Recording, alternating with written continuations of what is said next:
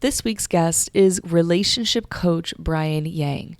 So, if you're on Instagram, it's probably very likely that you're a part of his prolific audience of 1.1 million followers who gravitate towards his page because of his grounded, relatable approach in helping people deepen their relationship with themselves and others.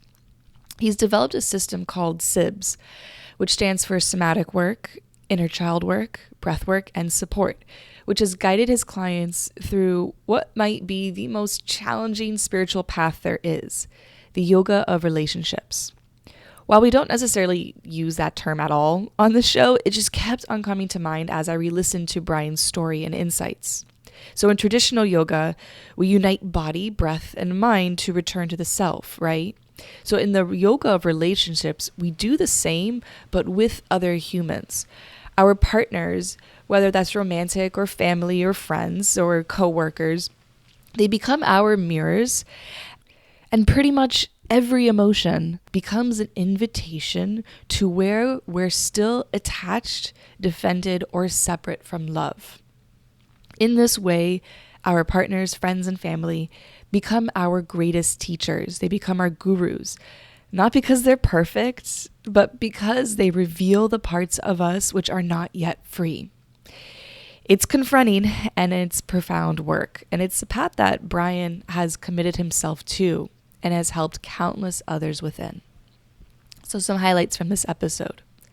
His transformative initiation with Iboga and the Bwiti tradition, and how working with plant medicine in general has refined his understanding of healing. The breakup that became a breakthrough. How his wife, Hope, who has been on the show twice now, I'll leave her episodes in the show notes, how her leaving him for nearly a year has deepened their love, their commitment within their marriage, and their spiritual growth. As a coach who specializes in somatics, Brian shares simple, powerful tools to regulate your nervous system and support the vagus nerve when conflict or triggers arrive. And notice I said when, not if, because they come. And Brian gives some really great examples of how he and his wife handle conflict and triggers together. And towards the end, Brian shares about a mysterious reoccurring illness that he recently went through that just finally shifted when he realized that there's something more happening here. This isn't just a normal virus. And so he dove into facing buried shame, which guided him deeper into letting go of this hero's complex within his coaching business.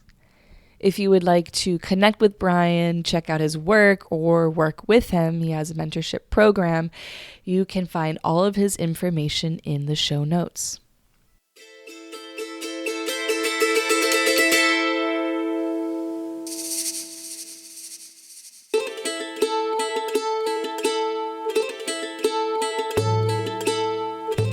Welcome to the School of Whispers podcast. This is your host, Stephanie. I'm a licensed acupuncture physician and herbalist with a background in psychology, health sciences, and exercise physiology. Within my own spiritual awakening, I found myself learning pivotal lessons when I got myself to be in silence.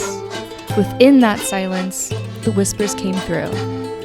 This is my sacred space of vulnerable storytelling where my guests and I share about the magic that comes from a life of following these whispers. I'm grateful you made it here, and I hope this show inspires you to live a life of following your own whispers. Let's get into the show.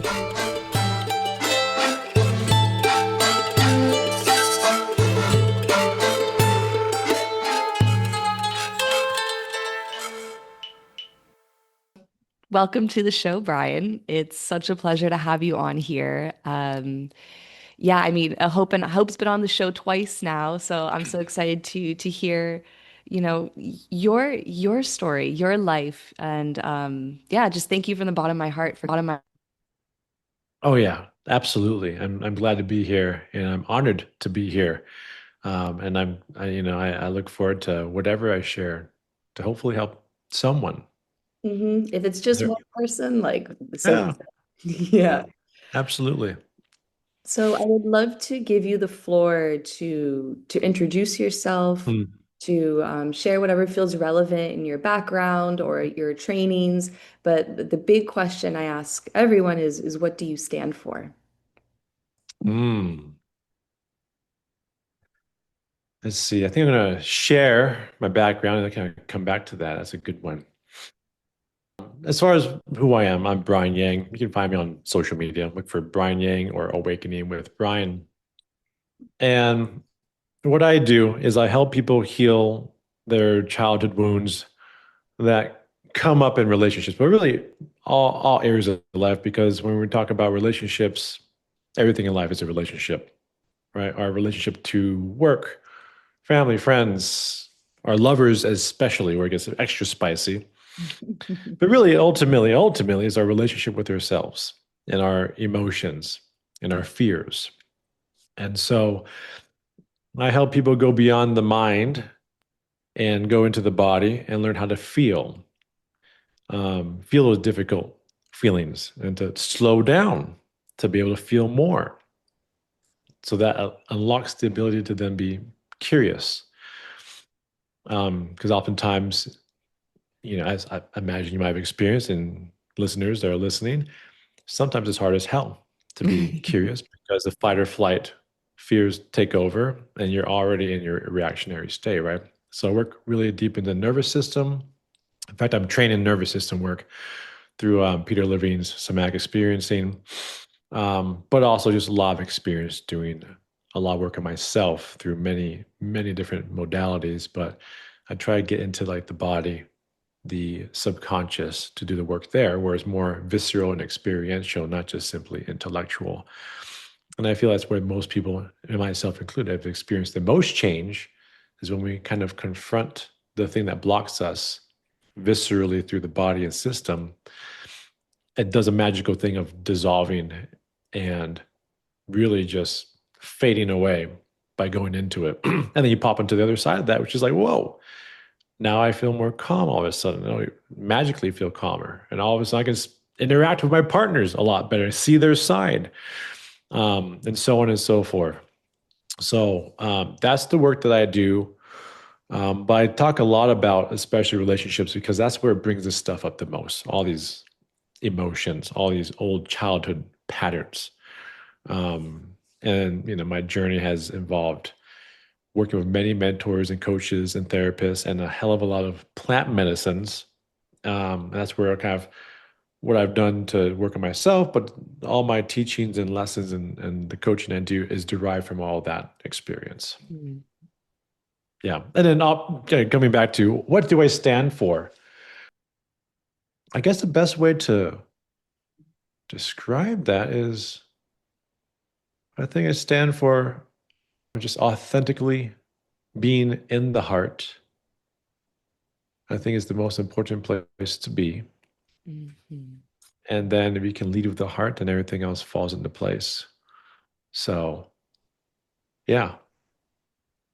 Truly, that's a beautiful thing to stand for. I've come to learn that you follow your heart, you cannot go wrong. A friend and I I went to this interesting experience where this guy was kind of like a did some shaman trainings and was like a mindset coach.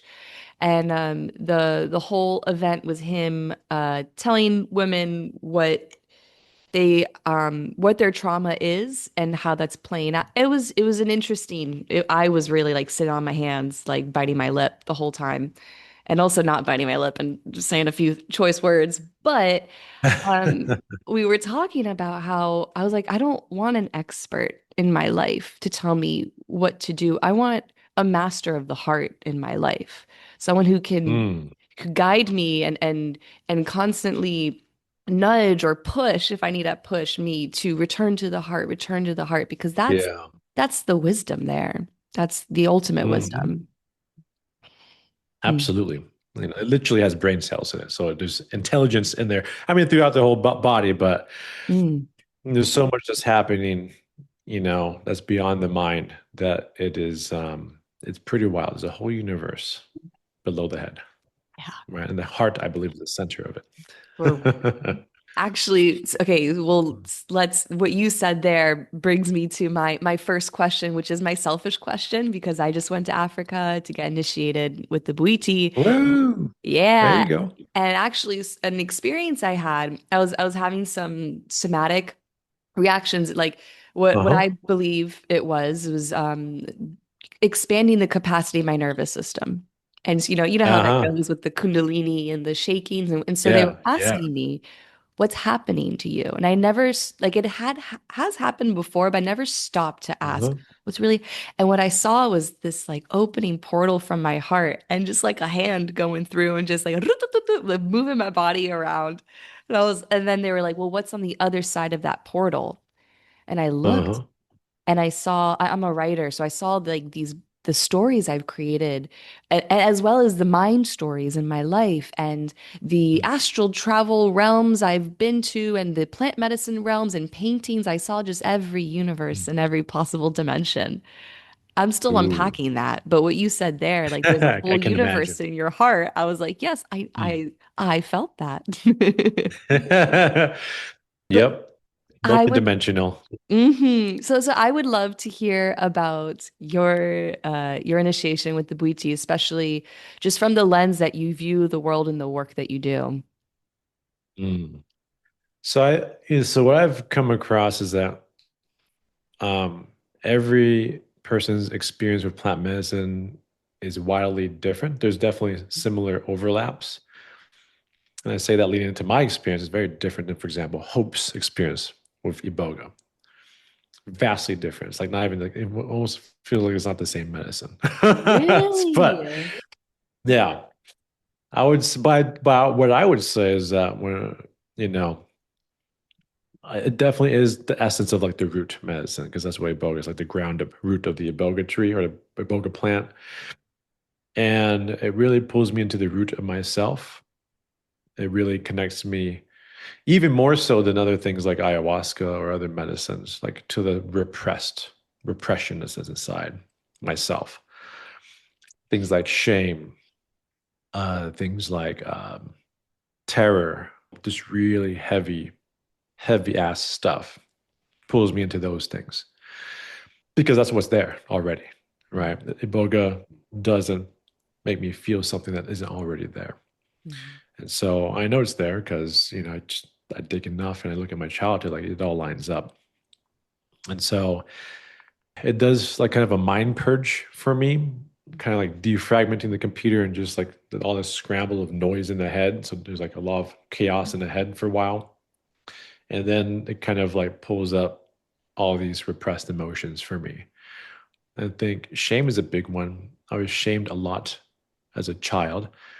And as ancestrally, a lot of Asian parents shame their kids, but my mother especially, lots of shaming, lots of expectations of being a good boy, how I should or should not be. I mean, I think I'm sure we all have that to some degree for sure. But for me, it just was really thick and heavy. And it feels like death, like I'm dying Mm. when I'm in that space. And but by the time I was doing my initiation in Gabon, I had done Iboga like 7 other times prior to that. And all just the deep layers of thick, heavy blackness. It's pretty brutal for me, to be honest. And so I just practice, which has plant medicine has done all the plant medicines have really helped me learn to let go and surrender and just in a sense let myself die to the feeling, right? Not try to fight it at all. Mm. And it comes up and it's heavy as hell, and then you know, there may be emotions that come out. Well, I mean, there are emotions that come, not that there may be. And I go into them and I feel them and it dissipates, and maybe there's waves that come and go.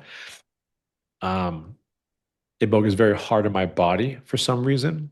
I mean, maybe for a lot of people perhaps, but like for me, it's really hard on my body. I feel like I was hit like by a truck, and like I don't even have my balance the whole next day. I'm just like bedridden in the thick heaviness of the aftermath of it. Then the day after that, so like 2 days after the actual ceremony, then it just lightens up substantially, and I feel like extremely clear and grounded. So the initiation is very much like a darkness event Wow. going into it for me. Very thick. Contrasting when I do stuff like ayahuasca, it's like the opposite. I mean, there's darkness and heaviness too, but like it's just like it's way out there, multidimensional. It gets weird as hell. I see aliens and all kinds of weird things.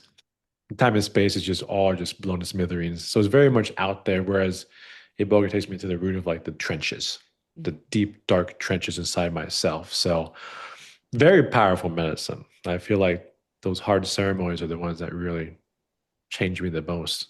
Very, very just amazing the tribe, how they're just so like integrated with this medicine, the traditions, and like it's a special energy to have this in your tradition for sure.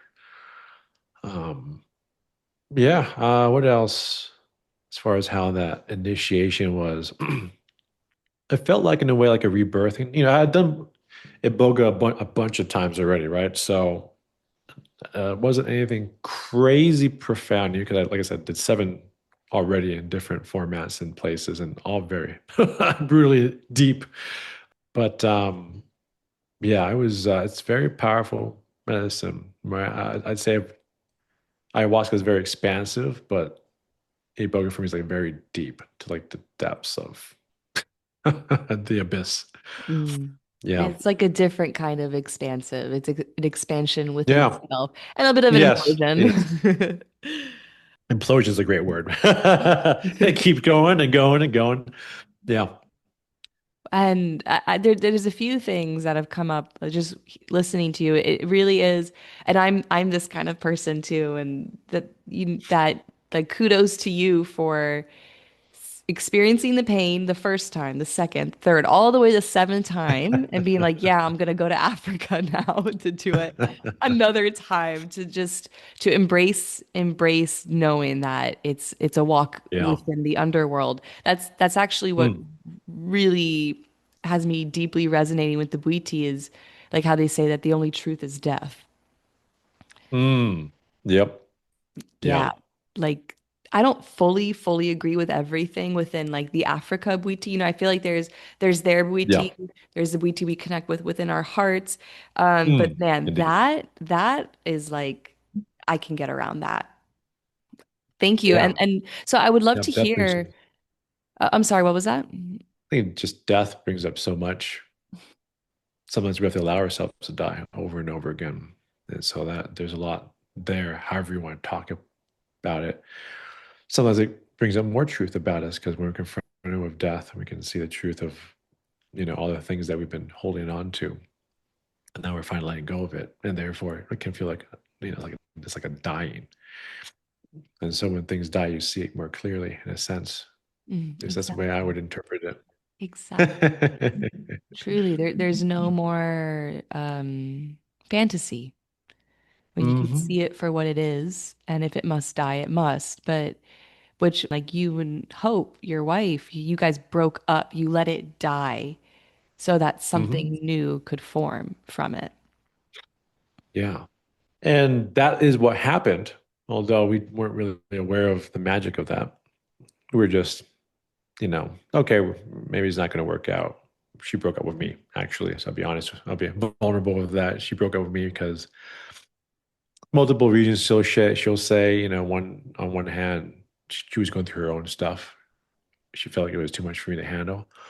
But also equally as true as I was still pretty shut down. I was still shut down those, even when we got back together, but like even more so. And so I just couldn't connect. So there's multiple reasons. And then it allowed a lot of space. I think we were broken up for a year. And there was a lot of Wow. space for both of us to experience more of life, however we saw fit. And then when we got back together again, like I said, it wasn't a very conscious like break up, get together. There's no things consciously spiritual we're just like we're just asleep, just doing life. But I think what it means, I think the meaning from it is like you just never know how life goes. And sometimes it brings you back together because that had to happen. Right. We weren't conscious of this at all. That's why I want to outline. Um, but if it happens for those reasons, I think. And I'm telling you, I want to tell you, like it sounds magical just that alone. Like, oh, we broke up, it didn't work, we broke up, we got back together, now we're together and still are. But actually, we're still very asleep, and we got back together. We had to then confront all the trauma patterns even stronger, actually, because now she didn't have the distractions of ex-boyfriends or whatever, so all of her attention was on me now, and vice versa. Committing, going into a long-term relationship, not just dating, right? Hmm. It brought up a hell of a lot of shit. So, if anything, it was more painful the second time around because now we're committed to each other and we're going full in, right? And and then all the patterns and pain and emotions and coping mechanisms and attachment issues start flying up to flying all over the place, exactly the way I talk about in my videos, right? Um, and so that opens up the whole another discussion of like what it took to move through that and transcend into something that's deeper, that I would call a more of a spiritual partnership. Right now we're actually conscious, working through it and growing and getting better, right? Hmm. Wow. Thank you so much for sharing that. So I could feel the emotion in it because I mean, Mm, yeah, it's well, in our pre-talk, we were talking about how like the ceremony of dating, like it's just the ceremony of relationships. How I think of how Ram Dass says that the easiest way to enlightenment is done alone, but the most challenging is the one through relationships. it's the most, I think it's the ultimate spiritual path. Mm, um, and it's like the most potent Iboga ceremony, ayahuasca ceremony, is actually being in a committed, full-on relationship where you're really exposing yourselves and all the rough parts to each other. yeah. Yeah. Especially when that wasn't mirrored to you when you were younger. So it's like you're No, fumbling through the not at dark. all. Completely blind, fumbling, bumping into to each other, stubbing your toe, Are there all those any, things. do you guys do the concept of non-negotiables? Like, are there anything in your relationship as you're now on the more awakened side Mm. of relating and being in partnership? Because I think you two were awake in a lot of ways beforehand too. You're just more awake now, or would you Yeah. disagree? I mean, maybe, you know, 5 or 10% awake at the time in terms of Okay. being self-reflective, right? Mm. This idea of reflecting on oneself and that I can work on myself kind of level of awareness, but the level of depth in which we were not awake is so huge. I think the amount of trauma, the realization, I mean, it starts intellectual, a lot of this stuff, which realizing how much we're acting out of our trauma, why we're doing that, where it came from. Um, just an ocean. It's quite an ocean for me to realize how much my behaviors were coming from a place of dysfunction, fear ultimately, right? Fear of not being good enough, fear of rejection, fear of um, feeling unsafe, fear of abandonment, fear of shame, all these different things. Had no idea how much that was running in my life. It's just so sneaky too. And all the little subtle behaviors and how you show up day to day, the relationship just turns up the volume very loud on those things. They're a lot more subtle when you're not in relationship. And so um, it was pretty wild how the more you learn about yourself, the more you realize, wow, how I didn't know. Yeah, not at all. But we got to learn. We got to know together, right?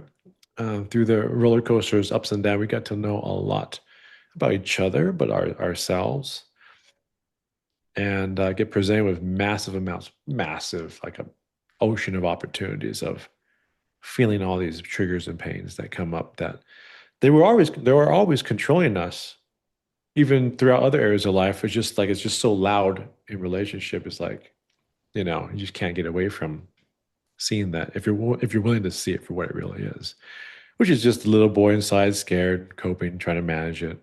The little girl inside scared, trying to manage it. That's what it comes down to. But yeah, it's quite an evolution when you can meet that the emotion, the pain in the body, and then through the pain to where it came from, which is the little child inside, and to feel through, like just like in the plant medicines, they help you feel a hell of a lot, right?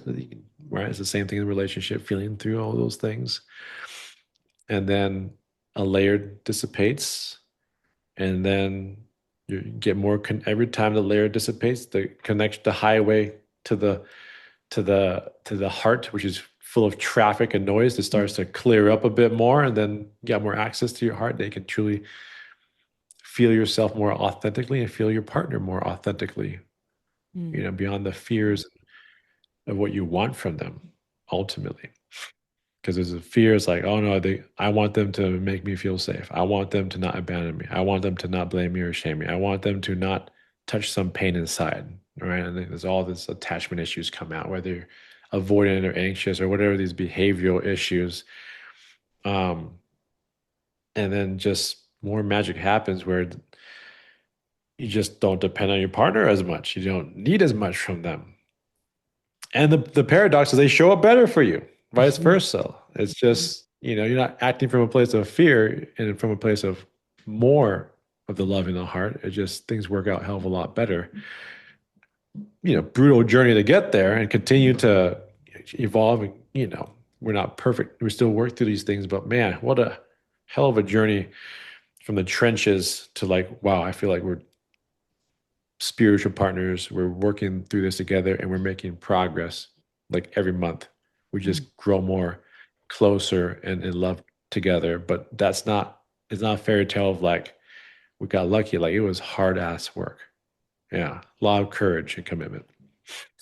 Um, you mentioned about non-negotiables. I kind of forgot about that. As far as non-negotiables go, uh, I want to be careful saying this because a lot of times people have these out of their wounds, right?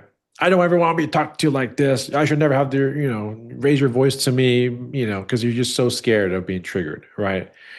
For me, the non-negotiables is like around the container of our partnership, which is like we're not going to be cheating on each other behind each other's back.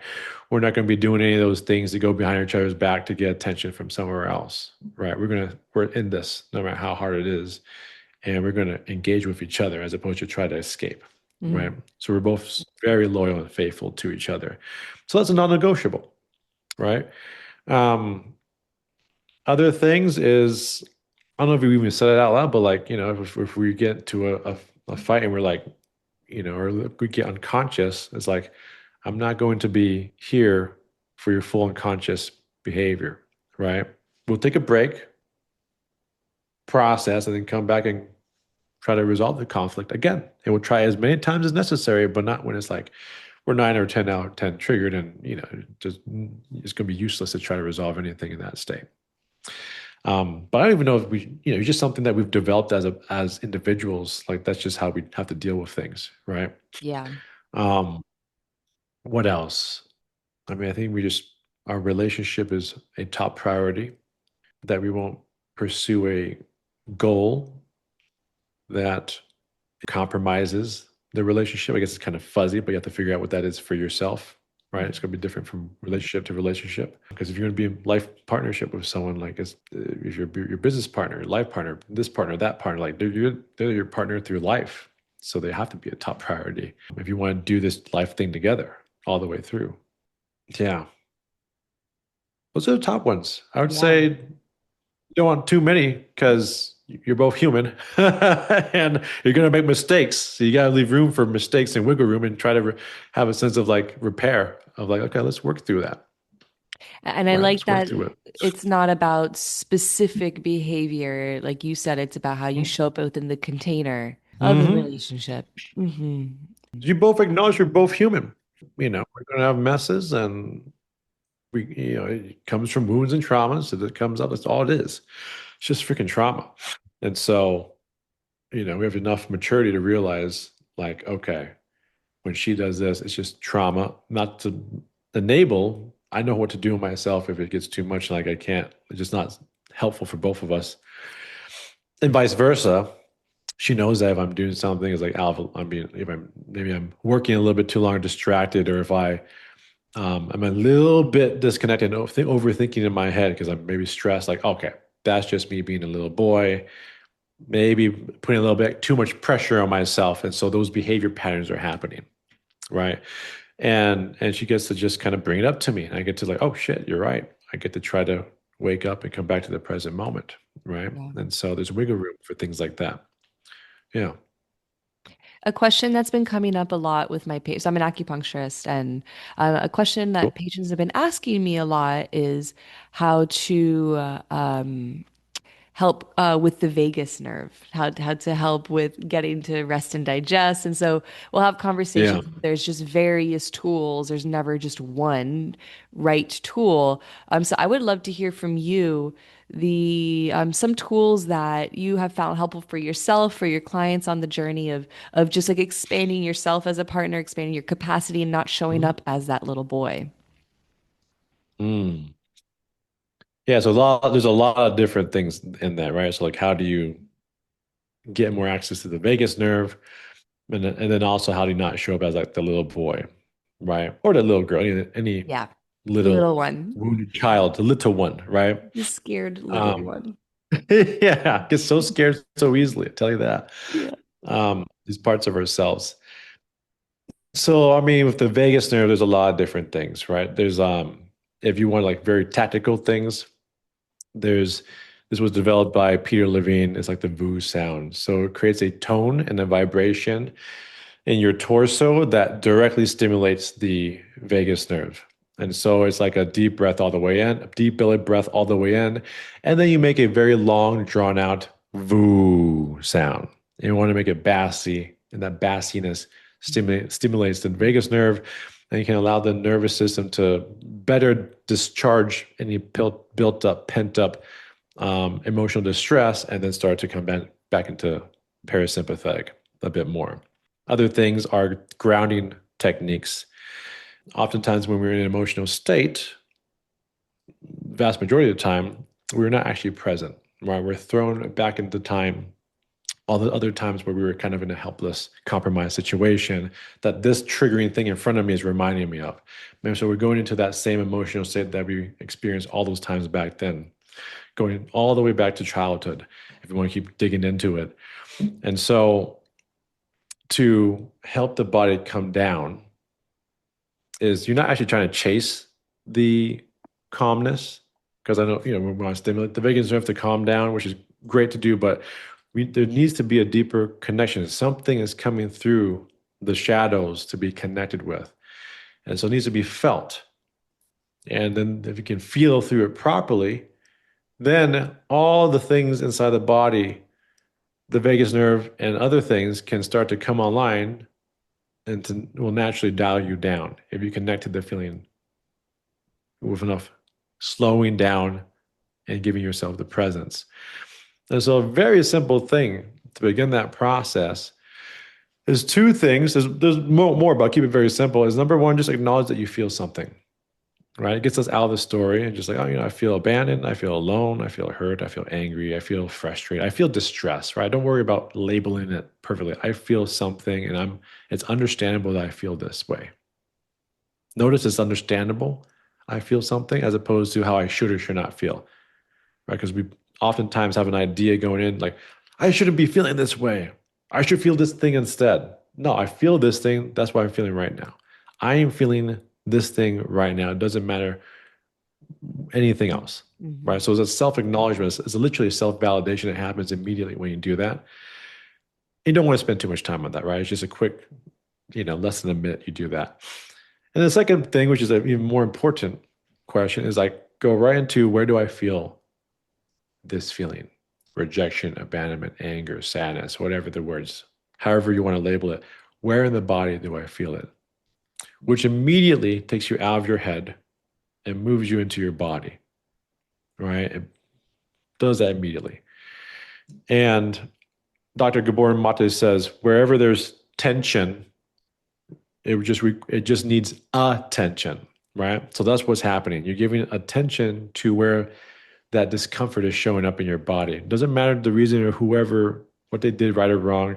It's creating a body, a physiological reaction in your body beyond your thoughts. So we go into giving that attention. Oh, shit, I feel it in the heart. I feel it in the stomach. And then what I tell people is, can you get more curious about that discomfort in the body? What else can you notice about what's happening in the heart, the stomach? And oftentimes they'll be like, oh, it's dull, it's sharp, it's maybe it looks like it's red. There's maybe a color or a visual that's coming up. There's a texture to it. There's something else that they can get curious. And the more curious they get about it, the more that they actually feel it and move through the feeling, right? It makes it more tangible and not as overwhelming when you can get into like the details of what that feeling. Because we're in the store in the head, then we're going to be in a hamster wheel, and the engines just keep revving up, revving up, revving up, and you're just kind of reinforcing the distress. So you get into the body, you get curious about how the body is experiencing the distress, not your thoughts. It's a training, very hard, it takes a lot of practice. And then oftentimes that alone does incredible wonders to downregulate the system without even chasing trying to be calm, right? Because just like a crying baby that comes to you scared and distressed, you don't just try to get it calm, you connect to it, you give it presence, compassionate presence, and you hold it with no agenda. You hold it and you give it the space and presence and compassion, right? That connection, the attention. And then when we do it right, then the child, the baby, the child starts to feel seen, starts to feel heard, starts to feel accepted, and it just naturally calms down. So the same thing happens with our relationship to our emotions when we give it the right attention like that, right? We literally hold space for our emotions, and we get curious and we accept them, and we don't rush to how we should feel. And that actually calms you down faster than like, I need to calm down, I need to calm down, which creates resistance, internal resistance. And also, in a way, it validates our painful feelings, right? When we say, I should feel this way and not this other way. So those things alone do wonders. Another thing I might add, what I tell people is like, when you notice that painful feeling, wherever it shows up in your body, how those emotions and feelings show up in your body, how your body reacts to it, can you just meet it with this intention? I allow you and I welcome you here. I allow you and I welcome you here, right? To not make any feeling wrong. And that is huge because isn't that what we wanted when we were kids with our parents? Don't make our feelings wrong. Just accept us and all of our mess and just love us unconditionally. So we're practicing that, literally that exact thing with these emotions, doing it in this way. I allow and I welcome you, right? Again, and that will also help shift things as well by not trying to have a destination of where you want to go. It's like, no, I allow and welcome you. You can be right here with me, where the sadness, the grief, the shame, so on. And that will, the body starts to calm down because you're starting to feel seen and heard, validated by yourself, from yourself to yourself. Um, Sometimes people get overwhelmed or they go into a freeze state when they do this, right? So those are some situations you go get overwhelmed. You can't even stay in the body. You're just like blah, all over the place, or your body's freezing up and you're numbing down, shutting down. That happens for some people. Then back to the grounding elements that I mentioned, the VU sound, can use it. That's where you can pull in techniques like the VU to kind of ease off the edge, to dial it down a couple of notches, right? Not to calm away the pain, but to make it give your body a better chance to actually process the pain better. If it's too high, it's not going to be able to process. So VU sound, grounding, and really grounding is not this. It's very simple grounding. It's literally using your senses, sight, touch, smell, breath, hearing, and you don't have to use all of them, just pick your one or two favorite to make immediate contact with your immediate environment. Yes, that can be the ground, right? Feet on the ground, obviously. It can be your body being aware of the tactile feeling and sensation of your body touching the chair. And other sensations, I mean, other senses, like your eyes, literally using your eyes to scan your environment slowly to make contact with your immediate environment. Oh, look at the walls, look at the window, look at the objects. I see the trees out there. I notice the color of my walls are green. Let your eyes take in the immediate environment also does incredible things. They very quickly cool off the edge. If especially go into like overwhelm shutdown where it's like I am feeling way too much. This is way too much for me right now. So these are things to quickly dial it down, but that's not where the magic is. The magic is when you dial it down and you stay present with the pain and you let yourself process the pain, right? And that way your body can do all kinds of things. Like maybe it has to move through tears and crying. Maybe the anger has to come out viscerally, like rage, through your hands or through your voice. Maybe it's the shivering and shaking through the fear, right? Or the experiencing of the heat to the cold that's happening in your body, and letting those states be felt and naturally move on their own when we're present with it. But those grounding elements make it so it's easier to do that, because otherwise your body's just going to be frozen and you get kind of stuck, jammed up, if you will, and trying to process these emotions.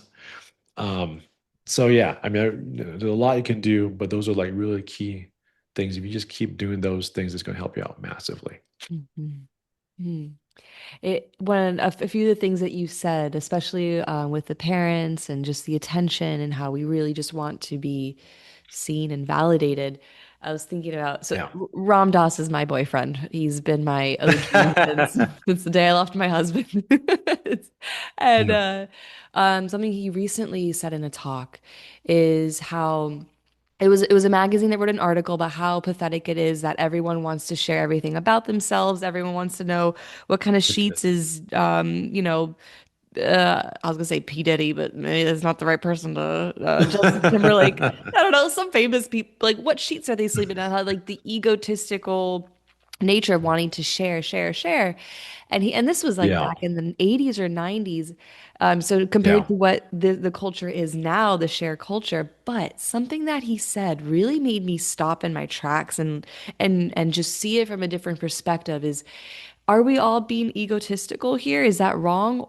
And or are we all really just wanting to show ourselves to quote unquote God? Because we see God within each Mhm. other. We put God within our parents and our partners. Yeah. We forget that the God is right within, but we just want to show Mm. ourselves to God and our hairy, smelly, crusty, vivacious and perfect selves, and to be like, I'm right here.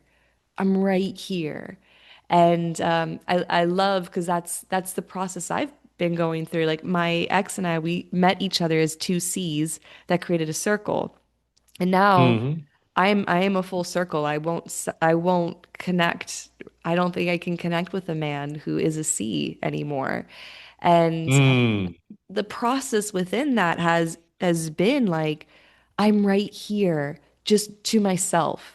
And that has nothing has built my confidence Mhm. and self-esteem more than that the practice that you just explained is like how I like rewired my whole life through Iboga to how to live. Mhm. So Mhm. yeah, that's my take on that. Yeah, absolutely. It's funny because what you're saying is there's a lot of really great components of lessons and exploration because there's people, and we kind of both too, but I won't overcomplicate. But either way, there's people that desperately want to feel seen out of fear. Because if I'm not seen, I'm going to feel alone, rejected, abandoned, unworthy, right? I want to be seen, right? Because it's trying to soothe that fear right there. And there's other people that are terrified of being seen. Kind of maybe similar, reason. Because if they see me, they're going to see that how unworthy I am, how much of a failure I am, how much I'm not good enough. Those kind of things, right? There's pain associated on both sides of the spectrum there. Mm. And why do we have that is a good question to ask. not the only question to ask, but if you think of a child that's not seen by their parents, that has their attunement from their parents, what's going to happen to that child, right?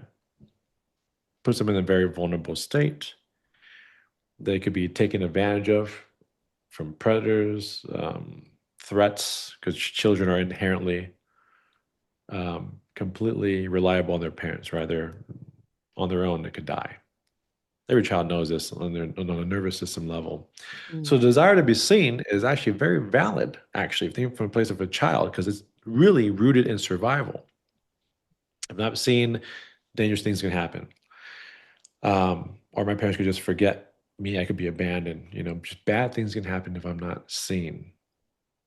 And so there's a survival instinct there that we experience that a lot throughout childhood. Is like that wound that gets created, and then we spend the rest of our life trying to repair that what was ruptured from childhood, right? Always trying to be seen now because you experience the pain of not having that. I'm trying to soothe it from outside. Um, the same thing with the childhood of someone that was someone that's scared to be seen, right? Don't look at me. I don't want to, the person that hides in the back of the classroom, every classroom in school, right? Because same thing, growing up and, maybe being seen was dangerous. Whenever that they were had attention on them, it was shame, abuse, attack, something bad was going to happen. The eyes were on them. So they make themselves small, quiet, and hide. They don't want to be seen. So those things are at play when you think of society as a whole, and you look at people like that are desperate to be seen all the time, or people that on the inverse, they're hiding and hiding all the time. So there's trauma that creates those things. Um, and it can be healed by doing the opposite of the fear and getting back into your body, helping your body digest and release all those layers of pain and that those validation seeking or the validation avoiding is trying to manage. That answers that component. Then you mentioned something very interesting about, well, we are all God's creation. Don't we want to be, we want to let the world, let God see us more? And I think that um, God sees us all the time, every time. There's no more to share. Like every single infinite second of every moment, we are seen by God. There's no hiding from God because God is literally in every single fiber of the universe, from every atom to every creature to every leaf. God is all around us, through us, in us. We're part of God. God's part of us. So there is no revealing ourselves to God. We're always seen by God. I see it that way. And I'll add to that, if you want yourself to be more seen by God or the divine, is to see yourself more from yourself to Yeah. yourself. That's God's experience. That's God experiencing itself right there within inside your little ecosystem. That's also happening. If you want to be seen, can you see the pain? If you want to be seen, can you see the shame and the parts of yourself that you hide from the world?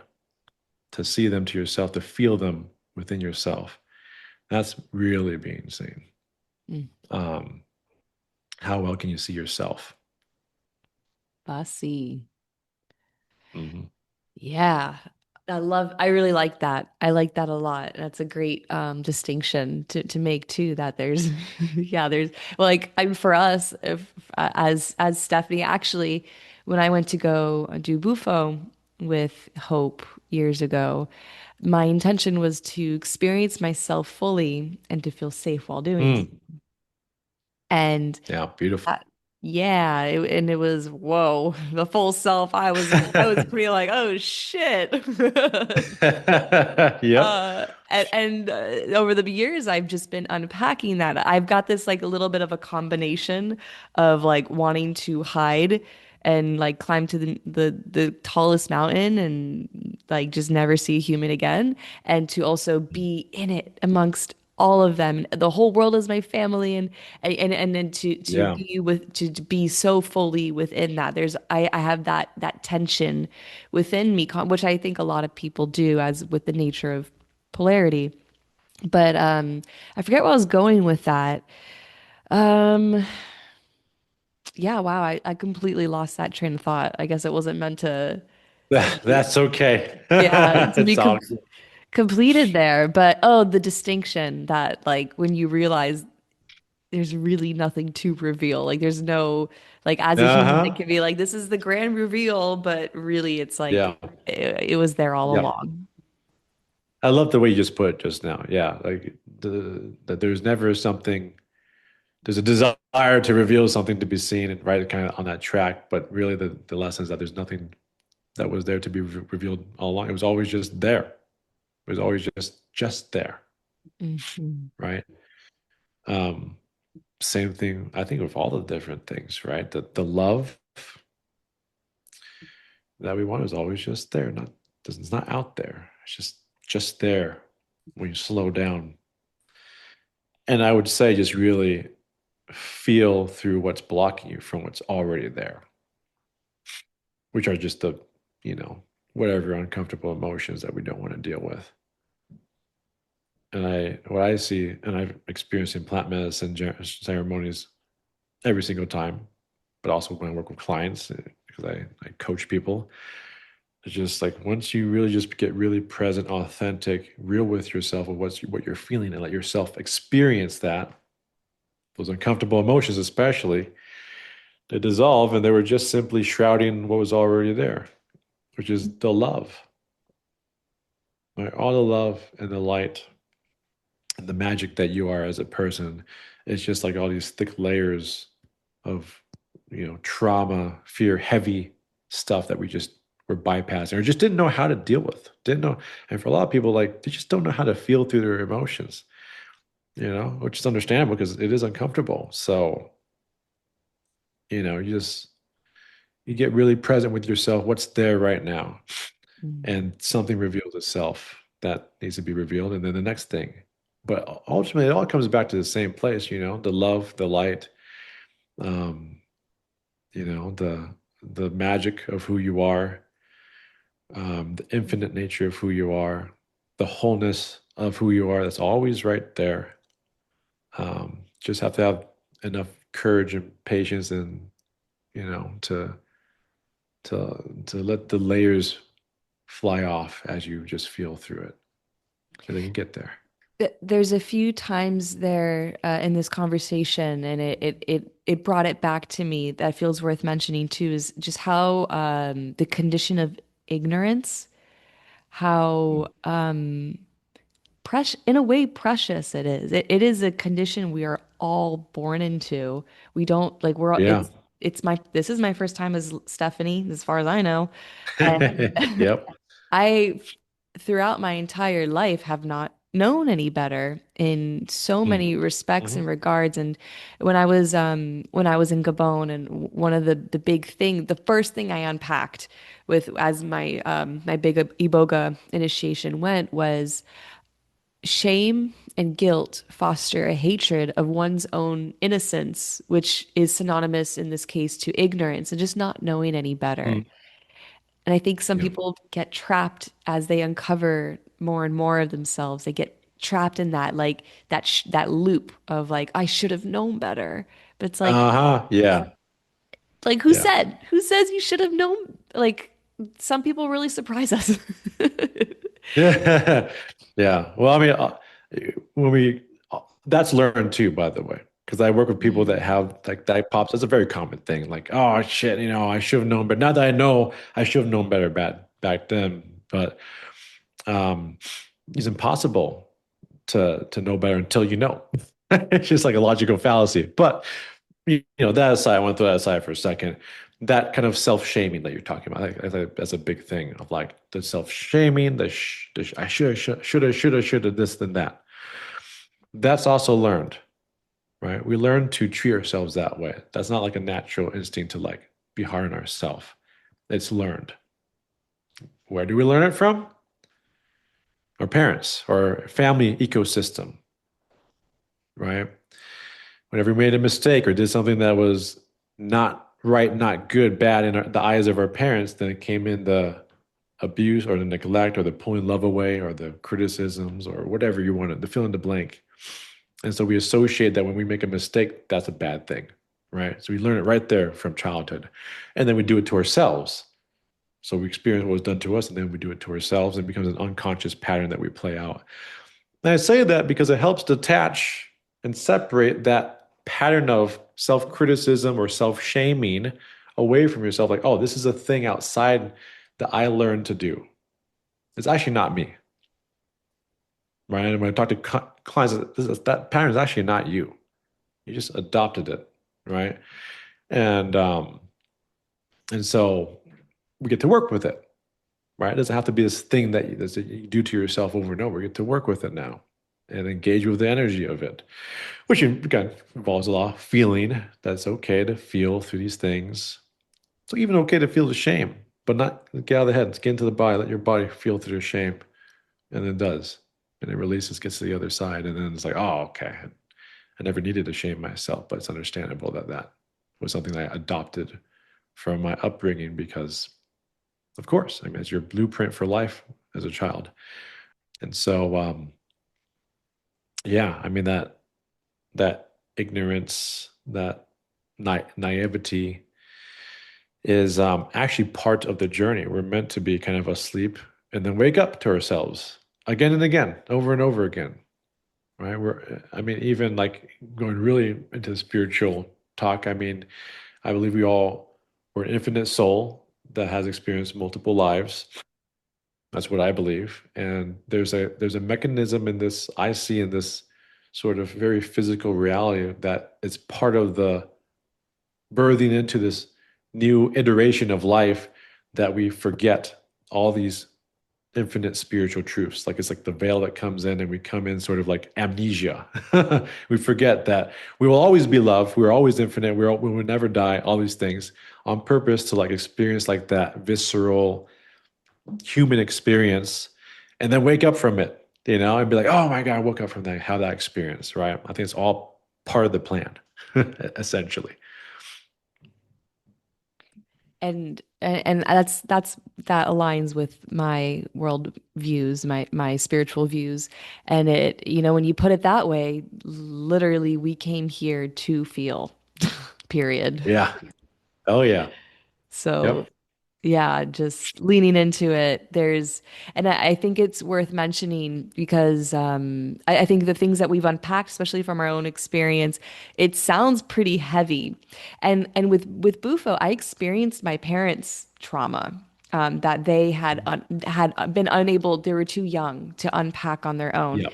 And so I was deep in it. At one point, I was like raging and screaming, and Hope came over and pet my head. And my friend was watching. Oh, yeah, right. Of course she did. Um, That's perfect. my friend was watching, and when I finished, she was like, "Oh, I have to go do this thing now." And after watching, Uh-huh. and I looked at her, and I go, "I promise you, it felt incredible." It truly felt Yeah. amazing. Once you get like, yes, the heaviness and again, it's just another name Yeah. for whatever it is. And but once you like, Mhm. oh yeah, it's so heavy, heavy, heavy, heavy. It just Yep. the particles shift and alchemize and change, and you I have do. they do, and it gives you this chance for it to feel like the like the best sneeze, the best cough, the best Yeah. poop of your life. Like it's like a physical discharge that Uh-huh. I Ah, can't relief. think of. Yeah, or orgasm, like there's just Oh no yeah. it's like all the things all at once, at least in my experience when I really lean into that energy of trauma, karma, whatever you want to call it. Yep. Yep. It's worth Yeah, it. it's worth it. And I want to say that's not a bad thing. We're gonna go even more, out there, which I mean I think he's probably matches your audience. So Yeah. I think we're meant to have these traumas and painful experiences. They're not bad. Pain is not bad. Suffering is Mm, not bad. mm, I think there can be a lot of, we all have gone through the stages where it's like, oh, we should not suffer. We should not feel this pain or that pain, or, end the suffering of the world. It's like, actually, the suffering is a very important component to the human experience. Molds us, it shapes us, it helps us feel that contrast between the light and the dark. Because I tell my clients, imagine like looking at a canvas, a blank canvas. There's no experience. Blank canvas, nothing. All light though, right? All white. But you start splashing some color, some shades, some texture, some darks with the light, this color with that color. The contrasting, forces or the, colors and things like that then creates an experience that you can then experience. Mm. And I feel like that's exactly what we do when we come into these human bodies. We're like, let's put some paint on the canvas and have an experience. Yeah. And that's all of the things from the grief to the shame to the joy to the ecstasy to the pleasure to the peace at the top of all of that. With the full range, we want to experience all of it. You can't, I believe that you experience more and have more appreciation for those higher states when you really can appreciate and have experience with those, not even, I wouldn't say lower states, but just heavier, thicker, denser states that can feel like suffering, but it creates that incredible contrast.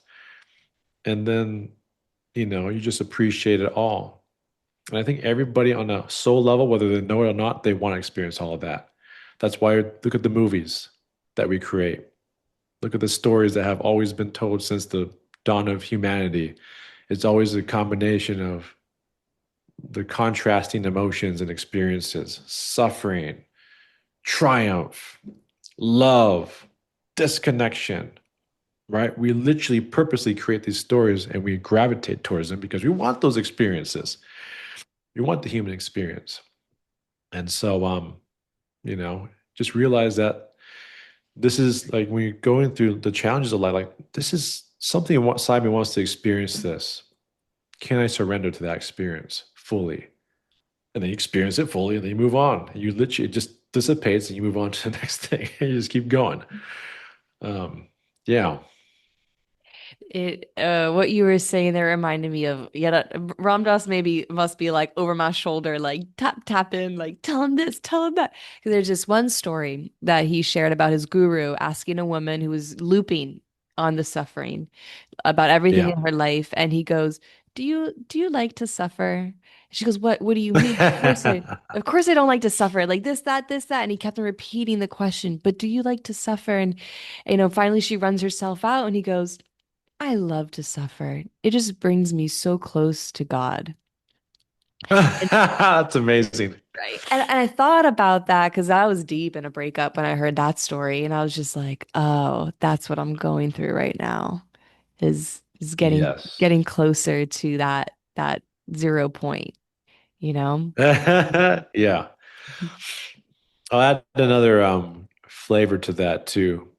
Um, yeah, it's interesting holding the understanding of how trauma works in the human experience and also the higher spiritual perspective, right? So I'm dancing between the both. But sometimes suffering helps us feel closer to home. Mm. And if our home was suffering, we think we have to stay in that state to stay close to home because home was our source of survival too, even if there was pain and suffering in it. And so if all we knew was to exist in that suffering of like, being abandoned, abusive or neglectful parents and whatever stuff that a part of you still sees like, this is still my blueprint for life. Because I'm born into it. This is how life has to be. You may not like or heard it, but some part of you subconscious like, this is the blueprint. This is how I exist in the world. And until that begins to get challenged and unpacked and reprogrammed and felt through releasing the emotional energy by feeling through it, that blueprint would just unconsciously replay over and over, right? From relationship to relationship, from life event to not life event, So in a way, to add extra to that, what you said is like also another reason why we like, unconsciously like the suffering, want it because there's a survival sense of like, this is my blueprint for life attached to it as well. And we can't even imagine what living out of that blueprint could mean, right? It's not even in our field of awareness because we never experienced anything like beyond that. Of course, when we do the, deep spiritual work, healing work, you can transcend to see out beyond that bubble, very limited bubble. But anything outside that is like um, terrifying or boring as hell, You right? just explain the process of waking up. Yes, absolutely. Is there anything else before I get to my closing questions, within this train of thought that feels worth sharing? Um, no, I think pretty good on it. Pretty Cool. good on it. Yeah. Cool. Okay, so one of my closing questions is just totally unrelated to anything we've discussed, but food therapy in my practice of Chinese medicine and just in my life, I'm such a foodie. I love hearing about whether it's a meal or a food or an herb, a supplement, a form of water, whatever it may be, that you have found to be, we could call it an ally or nourishing, whatever it may be on your path here. Yeah, food as supportive medicine and supportive of the path. Mm. We've gone through many stages, my wife and I, from being like, um, vegan to then being like really strict, like 100, everything has to be like organic, and I mean, still eat healthier in that way, but um, you know, I wouldn't say there's a specific like food kind of tactic or diet or you know philosophy necessarily. We've been very we're still in the flux of flexibility of what our relationship with food is. And so I'll bring it to that. I'll answer it through that lens, which is, what is your relationship to food? Do you see food as something, for pleasure? Can be. Do you see food as something that's like a regimen, like it's like I don't even know how to describe, put the right words to it. Um, because sometimes we can like use food like a trauma. And I mean, who for some, I'm sure there's some listeners that can kind of get our trauma wrapped up in food and use it as like a source of control. There's fear around it, right? People with really strict diets. Mhm. I mean, maybe sometimes we have to experience that for a while too, right? But it could be like a control mechanism. Like this is my way of control, right? Being very strict with diet. I met people like that, and there's like lots of fear around that. So those are ways you can like I was saying at the very beginning, life is a relationship. So what's your relationship with food? How much does fear come into that? Be really strict regimen versus like use it for like coping, right? I should Yeah. use it to stuff my face. I use it to soothe, cope because I don't know how to deal with these feelings inside my body, right? What is that relationship between you and food? How much is fear influencing it? I would say is a very good question to ask yourself. That was me. I was terrified. I became terrified of I had quote unquote allergic reactions to everything I ate. Mm, mm. And it turns out I was really fucking repressed. Yep. Once I Yep. discharged some at that chapter of my life, it was anger and rage and frustration. Once I got that out of my system, I was like, oh, things are getting better. And then, of course, it opened me up to Chinese medicine and, all that good stuff. Yeah, But yeah, yeah, it's a great question to absolutely. ask. Hmm. Hmm. Okay. So, my last question, you can answer it to whatever depth you're comfortable with. What is a pearl from a recent darkness that you are either I believe the pearls can manifest through the darkness that we're currently in and or on the other Absolutely. side of. I 1000% believe that the darkness reveals the biggest gems. Hmm. It's like even like, it's like a beautiful quote that like, the treasure that you seek is in the dark cave inside that you are avoiding. And so let's see. what's a good one? I wanted something juicy. There, last December, so not too far away, I got extremely sick. It was a very bizarre sickness. It was like the flu for like a month straight. Probably the worst sickness I've ever experienced. And it was very clearly getting me in touch with something, right? Some repressed feelings and emotions. And that's what it was. I resisted it at first. I just like, oh, I'm just being sick. Let me just wait this out and just eat healthy, drink, and then rest, and then just wait it out. And it just kept going on and on. I was like, it was more than a week. I'm like, okay, this is weird. Let me just keep trying to just rest through it.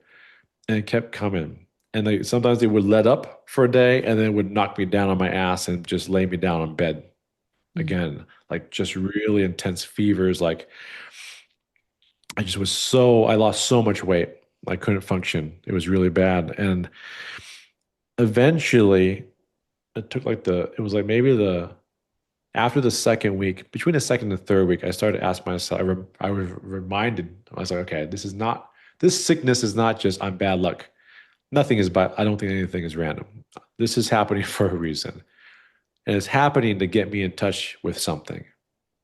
And so I asked myself, what is this getting me in touch with?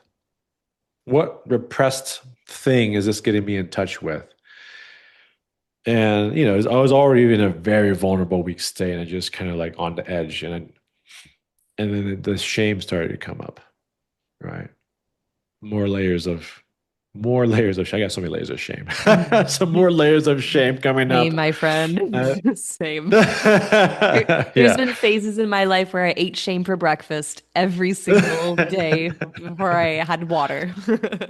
yeah, exactly, right. So that was what was coming up. And I'm like, oh God, I know how to feel this. I'm starting to feel it. That means that this is the big thing that this is trying to get me in touch with. So I allow myself to go into like the black hole of it. I allow myself to cry like a baby. And then it exposed more feelings of how alone I felt growing up as a child and the abandonment from that. And then more and more of those feelings coming through. And it was a hell of a journey to feel all that thick black heaviness rise up and out through me. Waves of it again, waves and waves of it. And I just allow myself to get emotional and just let it be expressed however it wants to be expressed, right? Crying, sometimes screaming, just letting it just a raw expression of the emotional pain. And then the funny thing is that then it just it's just like magic. The fever started to break. I started to feel better. It started to subside. I think there was like another layer that it took me through for another week. It wasn't as bad, but then I just allow myself to feel more emotions and still rest, of course. And then it finally broke, and I came out on the other side of it. But that was a gem of the pearl, and I want to get even more tangible. The shame, how it was manifesting, like it was showed up in how much I was trying so hard in my business and social media to like save people, help people, like abandoning myself. Because if I didn't do a good job, then I'm a failure, right? And so that shame was actually was kind of insidiously seeping into my work, and I wasn't really fully aware of it. I was just acting out, right? And the pattern was acting out, and I mean, clients weren't seeing or thinking everything, but that's what was happening in the background inside myself. And so I was able to confront that, like, wow, I've been like working, not 100, nothing's black and white, but there's an aspect of myself that was working from the shame, that's trying to prove and like just be a good coach, be a good whatever. Again, to like manage that feeling of shame. And so I got to like see the connections of like how this shame was like seeping into areas of my life in a very sneaky, in the shadows way. And so, and then as such, coming back to the very top, it was disconnecting me. I was getting further and further away from my heart in that process. And so I felt the shame, saw the connections, moved through the feelings, and then was able to reconnect back to my heart. Like I remembers a bigger, deeper like reconnection. Like, okay, this this is right. That's right. That's what I'm in this for. The heart service. It's not about myself. Not about whether I fail or succeed. Or not, if I did a good job or bad job. Right. Just giving what I can give. So that was painful, but it was an awesome experience. Very much like a plant medicine ceremony. So yeah. Oh, there's like 20%, maybe 10% of people who would ever follow up that story with saying that. Like it was painful and it was awesome. Yeah. 5-star review. Yeah. Five star review. Would recommend to do this. Yeah, yeah, yeah, yeah. Like this virus is Go through definitely it. the one. Yeah, this is the strain to have. Yeah. Yep. Oh, well, is there anything else on your heart that wants to be spoken? Um, a lot of people get into this spiritual work and personal development work to like resolve pain. And they kind of come to it from like, I just want to feel better. I want to feel love. I want to feel peace. I want to feel calm. I want to feel relaxed. I want to feel whatever beautiful feeling that we want to get to. Um, but I'll say that there's nuances to this quote, but I think it's very potent because a lot of people avoid their pain. And so the quote is by Rumi. It's at least 800 years old. And the quote goes like this. It says that the cure to the pain is the pain, Mm. right? We think that the cure to the pain is like getting away from it, avoiding, suppressing, distracting, or try to feel more of a good feeling to mask the bad feeling, those kind of things. But actually, you drop all that and you just connect to the pain that's showing up inside you and you feel through it, you surrender to it, it's going to dissipate. It does the magic of dissipating, transmuting, and then eventually turning it into love and light. You can pop over to the other side of that. And it's an amazing experience when you like, I think we have to do this multiple times, different layers, but like when you have those moments where you're like, oh, I popped over, like, whoa, that was worth it. It totally works. Um, so that's what I'll close with. Beautiful. It makes me lately I've been thinking about how the blocks when people tell me like, "Oh, I'm blocked," or I have something in my heart that's blocking me. That's the key. That's the door and the lock is Yes, the key. the block is the way, which is Yeah. there's some kind of pain there that you're not trying, you're just kind of stuck on trying to get into, right? The pain is right there. The block is the way. Yes. Yeah. Cool. Well, Brian, you mentioned in the beginning, but one more time, how can people find you? Yeah, I got my website, awakeningwithbrian.com. That's Brian with an I, or you can just look me up on social media, especially Instagram. Same thing, Awakening with Brian. You'll see my posts and stuff. Cool. And I'll include all of that in the show notes. Cool. Sure, absolutely. Yay. Well, thank you so much. This was such a great, I feel like I could have just kept going with you, but we'll stop No, here. Yeah, absolutely. this was really awesome. I appreciate you. Yeah, thanks for the hospitality of inviting me on, and the rich, beautiful conversations and deep conversations.